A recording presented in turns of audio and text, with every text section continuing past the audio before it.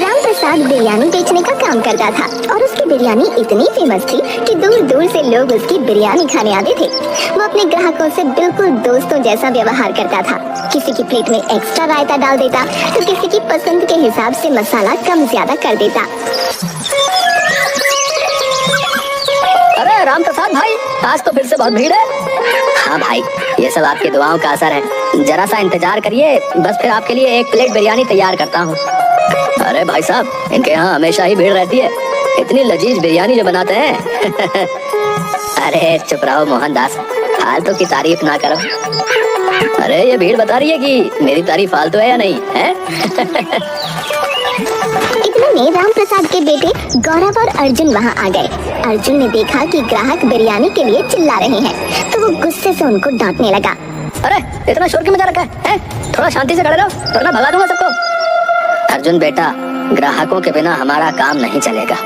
याद रखो, ग्राहक भगवान होते हैं, हमें उनके साथ आदर और धैर्य से पेश आना चाहिए। हाँ छोटे, थोड़ा शांत रहना सीख। अच्छा ठीक है।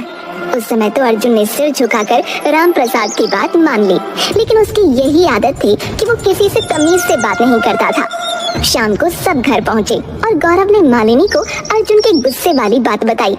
अरे अर्जुन, इतना गुस्सा क्यों दिखाते हो? तुम्हें देखकर तो लगता है तुम्हारे भीतर कोई शेर बैठा है।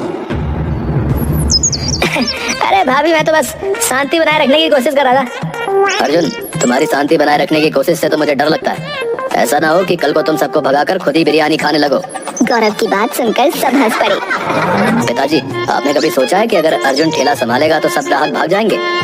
हम सबको नया बिजनेस सोचना पड़ेगा। अरे बेटा, तुम भी ना, अर्जुन को थोड़ा समय दो, वो भी सीख जाएगा। अचानक इसी हंसी मजाक के माहौल के बीच रामप्रसाद की तबीयत बिगड़ने लगी। उसका चेहरा पीला पड़ गया। गौरव और अर्जुन ने उसे सहारा दिया। पिताजी, क्या हुआ? आप ठीक तो हो ना? बेटा, अचानक से दिल में दर्द हो रहा है। भाई, हमें डॉक्टर को बुलाना चाहिए। पिताजी, पानी पी लीजिए, हम डॉक्टर को बुलाते हैं। गौरव ने फौरन डॉक्टर को बुलाया। थोड़ी ही देर में डॉक्टर वहां पहुंच गया। डॉक्टर ने रामप्रसाद की जांच की और बताया, रामप्रसाद जी, आपको मिनी हार्ट अटैक आया है। आपको तुरंत अस्पताल में भर्ती होना पड़ेगा। नहीं डॉक्टर साहब, मैं अस्पताल नहीं जाऊंगा। मुझे अपने घर पर ही आराम करने दीजिए। ऐसे छोटे मोटे अटैक मेरा कुछ नहीं बिगाड़ सकते। पिताजी, डॉक्टर की बात मानिए ना। बेटा, मैं ठीक हूँ, मुझे बस थोड़ा आराम चाहिए। उसी रात रामप्रसाद ने गौरव और अर्जुन को अपने पास बुलाया। उसकी तबीयत अब भी खराब थी, लेकिन उसने हिम्मत जुटाकर एक महत्वपूर्ण बात बताई। बेटा, अब मेरे बाद इस काम को तुम दोनों को ही संभालना है। मेरी एक आखिरी इच्छा है कि मेरी बिरयानी की खास रेसिपी तुम्हारे हाथों में ही रहे। पिताजी, आप ऐसा क्यों कह रहे हैं? आपको कुछ नहीं होगा। बेटा, मेरी भी बात सुनो। मेरे जाने के बाद मेरे लाकर से बिरयानी की वो खास रेसिपी निकाल लेना और इस काम को आगे बढ़ाना। मेरा नाम और काम कभी खत्म नहीं होना चाहिए।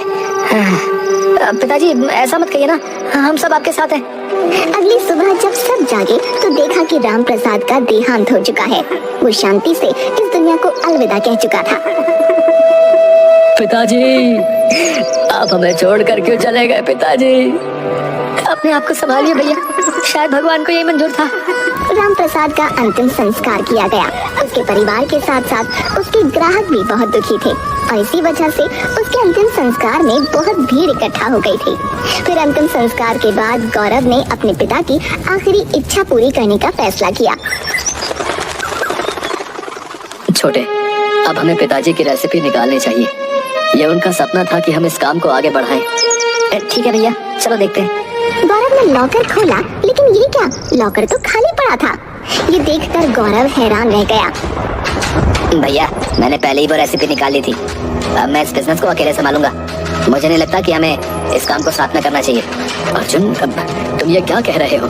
ये पिताजी का सपना था कि हम दोनों साथ मिलकर इस काम को आगे बढ़ाएं। ओ भैया, अब ये रेसिपी मेरी है, समझे? मैं इस बिजनेस को अकेले संभालूंगा। और सारे पैसे भी अकेले ही कमाऊंगा। हैं? अर्जुन, तुम बहुत बड़ी गलती कर रहे हो। पिताजी ने तुम दोनों को मिलकर काम करने को कहा था। मुझे किसी की सलाह की जरूरत नहीं है, समझी?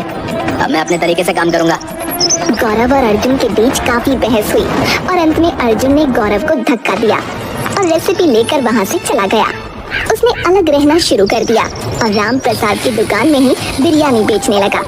अरे मेरे पास अपने पिता की असली रेसिपी है, आइए और बिरयानी का असली स्वाद चखिए। हाँ, लोग अर्जुन और गौरव के बीच हुए इस झगड़े से हैरान थे। क्या तुमने सुना? अर्जुन और गौरव के बीच झगड़ा हो गया है। अब अर्जुन अकेले ही बिजनेस चला रहा है। हाँ, मैंने सुना। ये देखकर बड़ा दुख हुआ कि पिता के जाते ही दोनों भाइयों के बीच दरार आ गई है। गौरव ने बिना रेसिपी के ही अपने पिता की इच्छा पूरी करने का फैसला किया और एक नई दुकान खोली। हालांकि उसके पास ग्राहक नहीं आ रहे थे क्योंकि असली रेसिपी तो अर्जुन के पास थी। पिताजी, मैं आपकी आखिरी इच्छा पूरी करने की कोशिश कर रहा हूँ, लेकिन ग्राहक नहीं आ रहे। मैं क्या करूँ?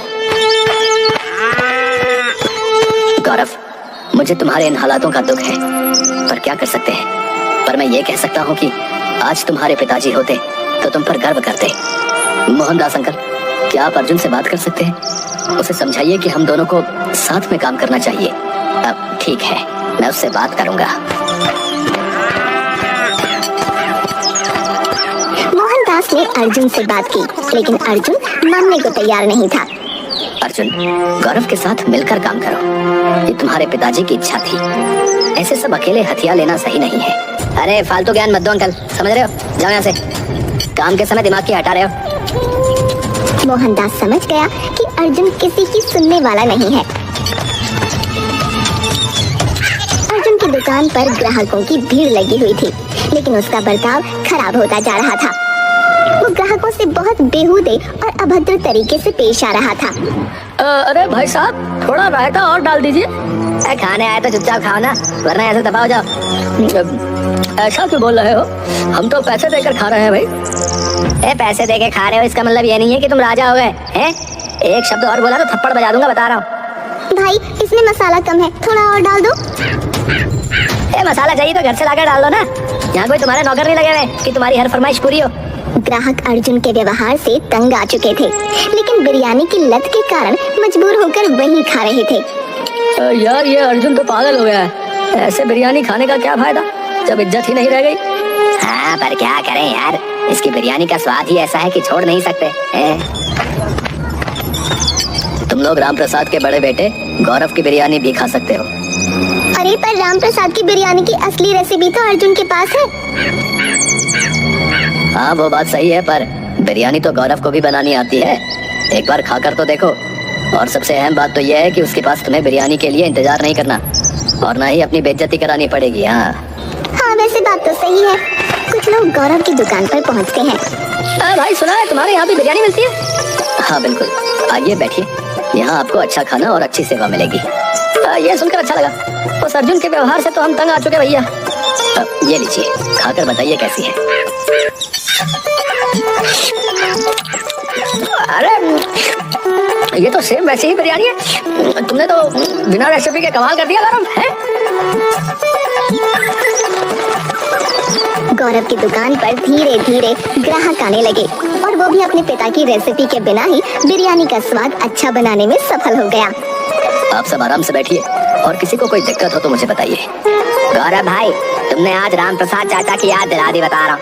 वो भी अपने ग्राहकों का ऐसे ही ख्याल रखते थे और तुम्हारी बिरयानी तो फिर है ही स्वादिष्ट है। हाँ गौरव, तुम ही राम प्रसाद जी के असली बेटे हो। उनके सारे गुण तुम में हैं। गौरव ने मुस्कुराकर ग्राहकों का धन्यवाद दिया। उसकी दुकान पर अब भीड़ बढ़ने लगी और ग्राहकों की संख्या में लगातार इजाफा होने लगा। धन्यवाद भाई, ये सब आपके प्यार और समर्थन की वजह से ही संभव हो पाया है।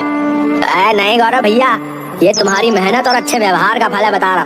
इस बीच अर्जुन की दुकान पर ग्राहकों की संख्या कम होती चली गई। अरे तुम सब खुद को समझते क्या है? अरे मुझे कोई फर्क नहीं पड़ता कि तुम मेरी दुकान पर आओ या ना आओ। चलो भागो यहाँ से। अरे अर्जुन, हम यहाँ बिरयानी खाने आए हैं, गालियाँ सुनने नहीं। अरे मुझे तुम्हारी कोई परवाह नहीं है, चलो जाओ जहाँ जाना तुम्हें। अर्जुन की दुकान अब लगभग खाली हो चुकी थी और गौरव की दुकान पर पहले से भी ज्यादा भीड़ थी। ग्राहक अब समझ चुके थे कि राम प्रसाद के असली गुण और उनकी विरासत गौरव में ही थी। पर तभी अर्जुन गौरव से लड़ने पहुंच गया। गौरव, तुमने मेरी रेसिपी चुरा ली है और मेरे ग्राहकों को अपनी तरफ खींच लिया है। ये सब तुम्हारी चाल है। अर्जुन, मैंने तुम्हारी रेसिपी नहीं चुराई। मैंने कभी पिताजी की रेसिपी देखी तक नहीं। लेकिन एक बात बताऊं, जिस लॉकर में ये रेसिपी रखी थी उसी में एक और लेटर भी रखा था, पर शायद तुमने उसे पढ़ना जरूरी नहीं समझा। लेटर? कैसा लेटर? क्या है उस लेटर में? मुझे उम्मीद है कि तुम लोगों को ये खास बिरयानी की रेसिपी मिल गई होगी, पर सच्चाई ये है कि इस बिरयानी की रेसिपी में कुछ भी खास नहीं है। ये हर दूसरी आम बिरयानी जैसी ही है, लेकिन खास पता है क्या है? खास हमारा प्यार है, खास हमारी एकता है और हमारा दूसरों के प्रति व्यवहार है। इसलिए तुम दोनों भाई हमेशा मिलजुल कर रहना और दूसरों के साथ प्यार से पेश आना। भगवान ने चाहा तो तुम मुझसे भी ज्यादा तरक्की करोगे। गौरव लेटर पढ़ते पढ़ते रोने लगा था। उसको सुनकर अर्जुन की आंखों में भी आंसू आ गए थे। गौरव सही कह रहा है। राम प्रसाद हमेशा हमसे प्यार से पेश आता था और हमें अपने जैसा मानता था। हाँ अर्जुन, तुम्हारे पिताजी की असली रेसिपी प्यार और सम्मान थी। हे भगवान, अगर पिताजी मुझे कहीं से देख पा रहे होंगे तो वो कितना निराश होंगे। भैया मुझे माफ कर दो, मैं अपनी गलती मानता हूँ। अब मैं समझ गया हूँ कि पिताजी की असली रेसिपी क्या थी। चलो अब हम मिलकर इस काम को आगे बढ़ाते हैं। गौरव ने अर्जुन को गले लगा लिया और दोनों भाइयों ने मिलकर काम करने का वादा किया। अब हम मिलकर पिताजी का सपना पूरा करेंगे। वो हमें एक साथ ही देखना चाहते थे। हाँ भैया, आपने सही कहा। अब हम दोनों मिलकर इस दुकान को और भी ऊंचाइयों तक पहुंचाएंगे। काश पिताजी मुझे माफ कर दें। मुझे पूरी उम्मीद है कि हम दोनों को साथ देखकर पिताजी को तुमसे कोई शिकवा नहीं होगा। लोगों ने ये देखकर खुशी जाहिर की और अब गौरव और अर्जुन की दुकान फिर से ग्राहकों से भरी रहने लगी। राम प्रसाद की असली रेसिपी प्यार और सम्मान ने दोनों भाइयों को एक साथ ला दिया और उनका बिजनेस फिर से फलने फूलने लगा।